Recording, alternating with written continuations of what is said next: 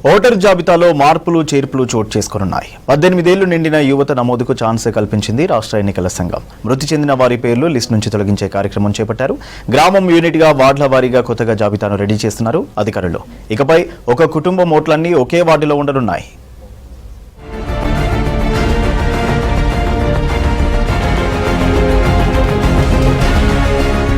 రాష్ట్రంలో స్థానిక సంస్థల ఎన్నికల కోసం ఓటర్ల జాబితాలో మార్పులు చేర్పులకు రాష్ట్ర ఎన్నికల సంఘం ఆదేశించింది. దీంతో గ్రామం యూనిట్గా వార్డుల వారీగా ఓటర్ల జాబితాను మళ్లీ రెడీ చేస్తోంది పంచాయతీరాజ్ శాఖ. ఇప్పటికే పంచాయతీ ఎన్నికల కోసం ఓటర్ల జాబితాను తయారు చేసి నేరుగా ఎంపీడీఓ లాగిన్ ద్వారా టీపోల్ సాఫ్ట్వేర్లో చేర్చారు. ప్రస్తుత పరిస్థితులతో గ్రామాలు వార్డుల్లో ఓటర్ల సంఖ్య మారే అవకాశం ఉంది. టీపోల్ వెబ్సైట్లో కొన్ని మార్పులు చేర్పులు చేసి మళ్లీ మొదటి నుంచి ఓటర్ల జాబితా రెడీ చేయనున్నారు.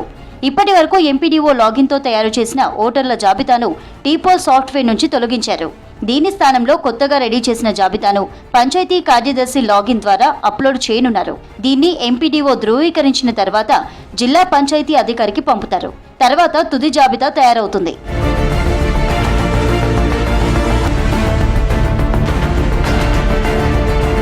ఓటర్ల జాబితాలో స్వల్ప మార్పులు చేర్పులు జరిగే ఛాన్స్ ఉంది.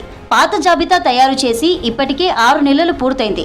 ఈ 6 నెలల సమయంలో మృతి చెందిన వారుంటే వారి పేర్లను జాబితా నుంచి తొలగించనున్నారు.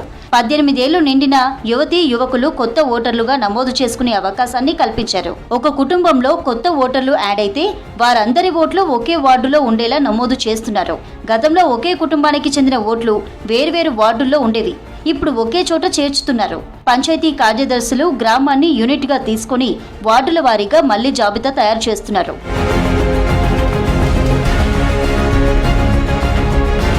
ఈ ఏడాది జనవరి 6న రాష్ట్రంలో సేకరించిన ఓటర్ల జాబితా ఎన్నికల సంఘం విడుదల చేసింది. రాష్ట్రంలో 3,37,27,925 మంది ఓటర్లున్నారు. ఇందులో 1,66,41,489 మంది పురుషులు, 1,68,67,735 మంది మహిళలు, 2,829 మంది థర్డ్ జెండర్ ఓటర్స్ ఉన్నారు. వీరిలో 5,45,026 మంది 18 నుంచి 19 సంవత్సరాలు నిండిన ఓటర్లు. ఇక 2,22,091 మంది 85 ఏళ్లు దాటిన సీనియర్ ఓటర్లు, 3,391 మంది ఎన్ఆర్ఐ ఓటర్లున్నారు.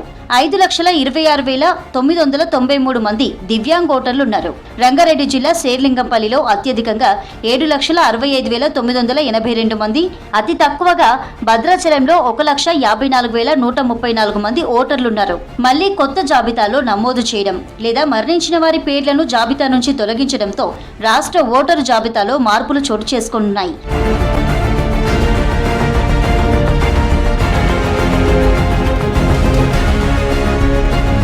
రాష్ట్ర వ్యాప్తంగా 71 గ్రామ పంచాయతీలు, జీహెచ్ఎంసీ, వివిధ నగరపాలక సంస్థలు, మున్సిపాలిటీల్లో విలీనమయ్యాయి. ఖమ్మం, భద్రాద్రి కొత్తగూడెం, ములుగు, రంగారెడ్డి, మేడ్చల్, మల్కాజ్గిరి జిల్లాల్లోని పంచాయతీలు మున్సిపాలిటీలో విలీనమయ్యాయి. ఎంపీటీసీ స్థానాలు డీలిమిటేషన్ చేశారు. ఈ గ్రామాల్లో ఎంపీటీసీ స్థానాల పరిధిలోని ఓటర్లను టీపోల్ యాప్లో నమోదు చేస్తున్నారు. ఆయా మండలాల్లోని ఎంపీ స్థానాల పరిధిలోని ఓటర్లను మెర్జ్ చేస్తున్నారు.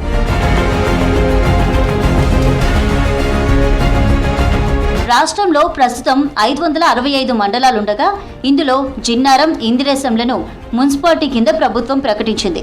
జిన్నారం మండలం జాబితా నుంచి తొలగించడంతో మండలాల సంఖ్య 164కు చేరింది. ఈ 2 మండలాల పరిధిలో పంచాయతీలుంటాయి. ఇవి పూర్తి స్థాయిలో మున్సిపాలిటీలో కలిస్తే ఇప్పుడున్న ఎంపీటీసీఐ సంఖ్యలో స్వల్ప మార్పులు చోటు చేసుకోనున్నాయి. దీంతో మళ్లీ ఎంపీటీసీ స్థానాల సంఖ్య తగ్గే ఛాన్స్ ఉందని అధికారులు చెబుతున్నారు.